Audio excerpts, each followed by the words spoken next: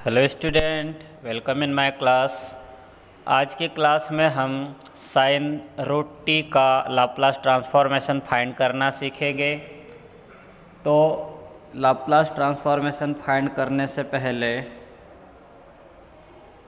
हम आपको sine theta का एक्सपेंशन बता दें क्या होता है, क्योंकि इसके लाप्लास ट्रांसफॉर्मेशन को फाइंड करने से पहले हमें साइन रूट टी को एक्सपांड करना होगा। तो ध्यान रहे, साइन थीटा का एक्सपेंशन होता है theta minus theta cube upon factorial 3 plus theta two the power 5 upon factorial 5 minus theta two the power 7 upon factorial 7। तो ये जो एक्सपेंशन है साइन थीटा का, इससे हम साइन रूट टी की वैल्यू लिखेंगे। यहाँ थीटा है तो थीटा की जगह अपने पास एंगल में रूट टी है। साइन थीटा का ये एक्सपेंशन होता है तो इसका क्या होगा, थीटा की जगह रूट टी आएगा, तो ये होगा root T minus root of T का cube upon factorial 3 plus root of T to the power 5 upon factorial 5 minus root of T to the power 7 upon factorial 7 plus dash dash. इसको चाहे तो हम इस टाइप से भी लिख सकते हैं। ये रूट टी को टी टू द पावर 1/2 लिख देते हैं। फिर इसको लिखेंगे 1 अपॉन फैक्टोरियल 3, और इस root t to the power 3 को हम टी टू द पावर 3/2 लिख सकते हैं, प्लस 1 अपॉन फैक्टोरियल 5 लिखेंगे, और इस root of T to the power 5 को लिखते हैं हम t to the power 5/2 minus root of T to the power 7 को भी हम इसी टाइप से लिख देंगे t to the power 7/2 plus dash dash. इसके बाद हम यहाँ पर एक फॉर्मूला और लिख देते हैं, लाप्लास ट्रांसफॉर्मेशन का formula. Since the Laplace transformation of T to the power n equals to होता है gamma n plus 1 upon s to the power n plus 1। n की वैल्यू जो होगी यहाँ पर वो पॉजिटिव होगी। इसको आगे बढ़ाते हैं। इसी फॉर्मूले का यूज करके हम Laplace transformation of sine root t लिखते हैं। Root of t, sine root of T का लाप्लास ट्रांसफॉर्मेशन। इस लाप्लास ट्रांसफॉर्मेशन को लिखने से पहले हम लीनियरिटी ऑफ लाप्लास ट्रांसफॉर्मेशन से साइन रूट टी के सभी टर्म के साथ लाप्लास ट्रांसफॉर्मेशन को अलग अलग लिख देते हैं। ऐसा लिखते समय कांस्टेंट वैल्यू को लाप्लास ट्रांसफॉर्मेशन के बाहर रखेंगे और ओनली टी के फंक्शंस को लाप्लास ट्रांसफॉर्मेशन के अंदर रखेंगे। ये 1 upon factorial 5 Laplace transformation of T to the power 5/2। फिर उसके बाद ये minus 1 upon factorial 7 Laplace transformation of T to the power 7/2 plus dash dash. इस स्टेप को आगे बढ़ाते हैं। यहाँ पर ये फॉर्मूला यूज करेंगे। T to the power n का Laplace transformation gamma n plus 1 upon s to the power n plus 1 होता है। यहाँ n की जगह 1/2 है तो इसका लाप्लास ट्रांसफॉर्मेशन होगा, इसका Laplace transformation gamma 1/2 plus 1 upon s to the power 1/2 plus 1 होगा, माइनस 1 अपॉन फैक्टोरियल 3 लिख देते हैं और इसका लाप्लास ट्रांसफॉर्मेशन लिखते हैं।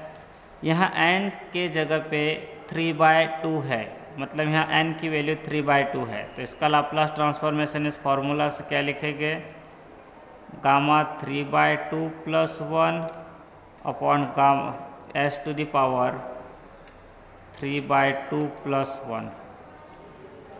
इसी टाइप से हम आगे के सभी टर्म्स का लाप्लास ट्रांसफॉर्मेशन लिख देंगे। इसका होगा gamma 5/2 plus 1 upon s to the power 5/2 plus 1 -1/7, इसका लाप्लास ट्रांसफॉर्मेशन लिखते हैं गामा 7/2 + 1 अपॉन s⁻7/2 + 1। इसके बाद हम नेक्स्ट टर्म में इसको सॉल्व करके लिखते हैं। तो यहाँ पर देखो ये जो गामा 1/2 + 1 ये हो जाएगा अपना गामा 3/2 और अपॉन में है s⁻3/2।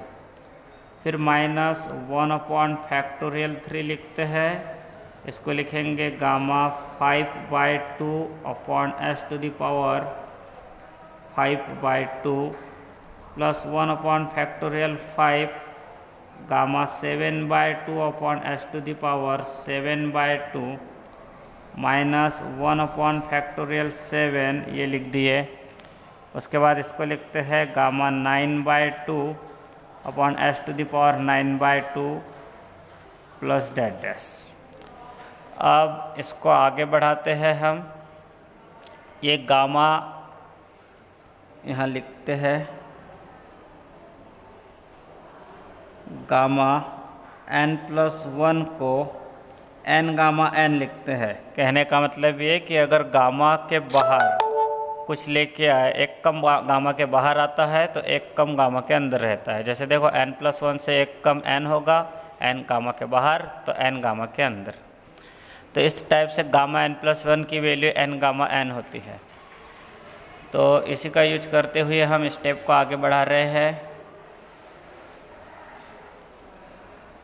तो नेक्स्ट स्टेप में देखो ये left hand side Laplace transformation of sin√t जैसे का वैसा लिख देते हैं। और राइट हैंड साइड में देखो फर्स्ट टर्म में गामा 3/2 है, तो गामा 3/2 को हम 1/2 गामा 1/2 लिखेंगे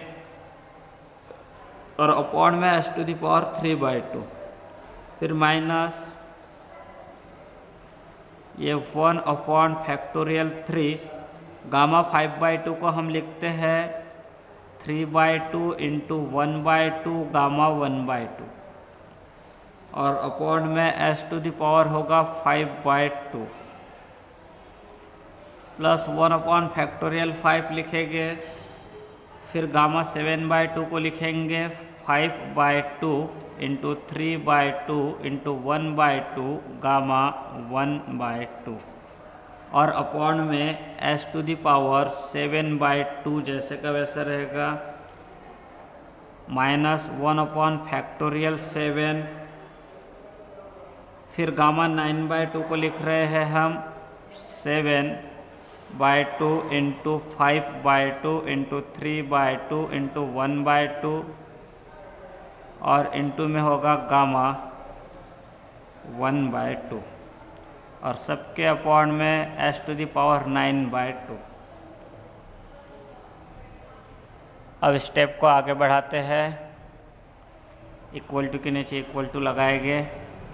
सभी में गामा 1/2 कॉमन है, तो सभी से हम 1/2 गामा 1/2 कॉमन ले लेते हैं।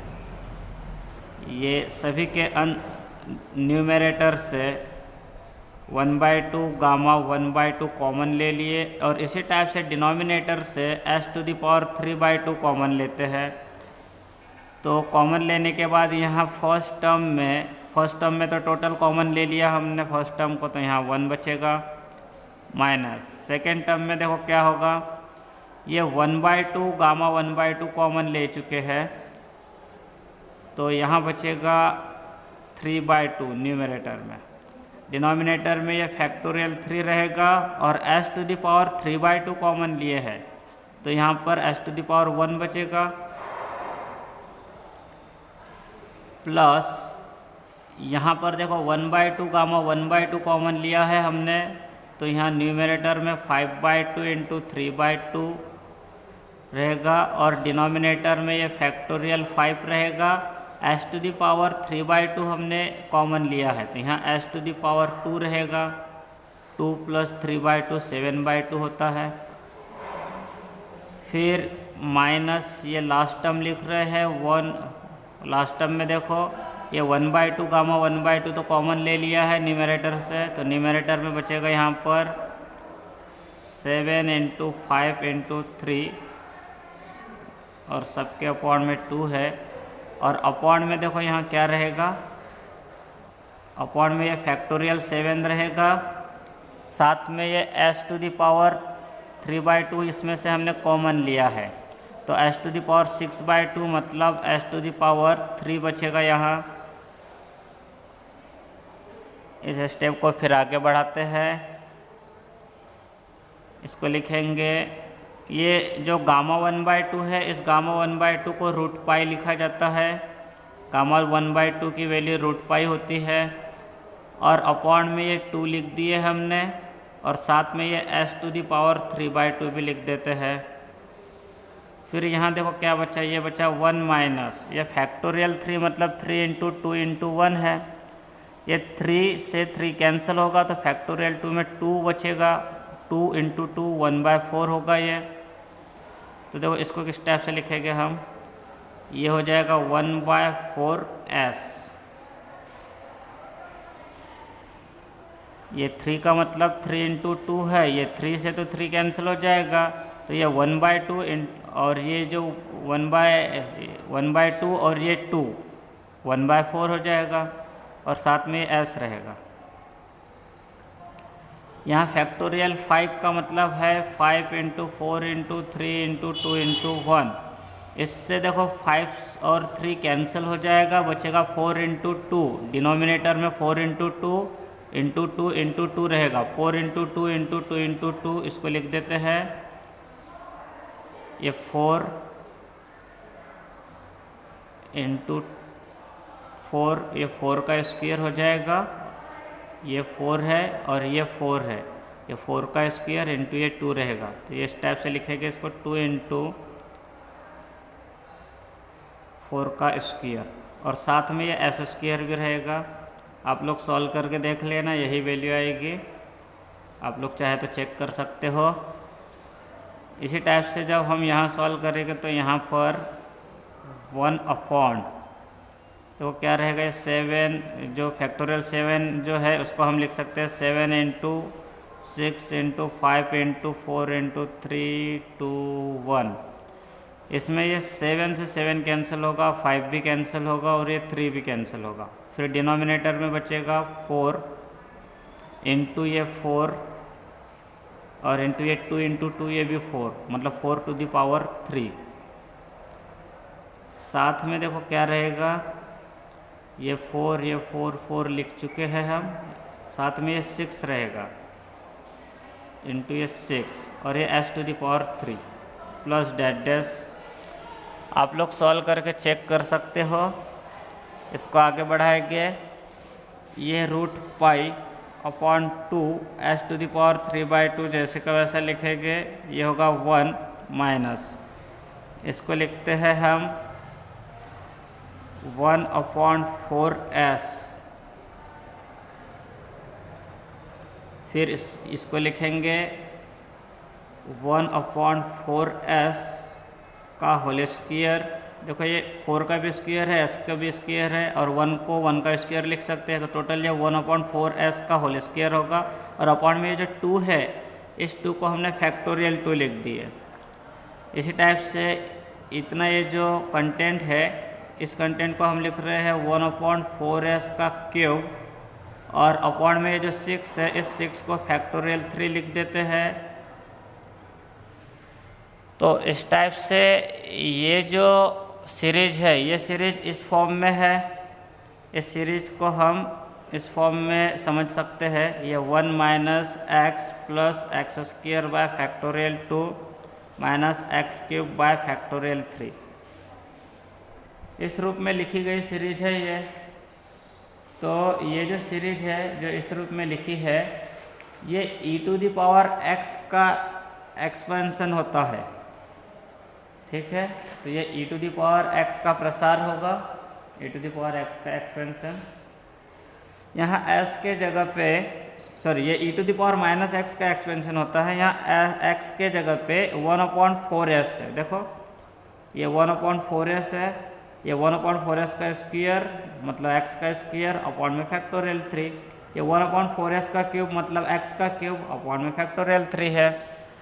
तो ये किसका एक्सपेंशन होगा, e to the power minus x के फॉर्म का एक्सपेंशन है ये। तो इसको इस टाइप से लिखते हैं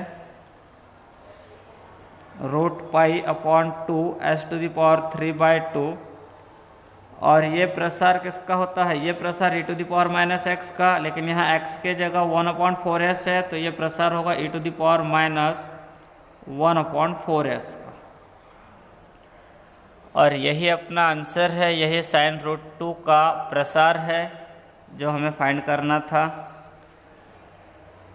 इसके लेफ्ट हैंड साइड में sin√t और ये sin√t का हमने लाप्लास ट्रांसफॉर्मेशन फाइंड कर लिया। हमें sin√t का लाप्लास ट्रांसफॉर्मेशन फाइंड करने के लिए कहा गया था इस क्वेश्चन में, यही अपना आंसर है। इसके बाद नेक्स्ट क्वेश्चन नेक्स्ट क्लास में देखते हैं। आज के लिए इतना ही।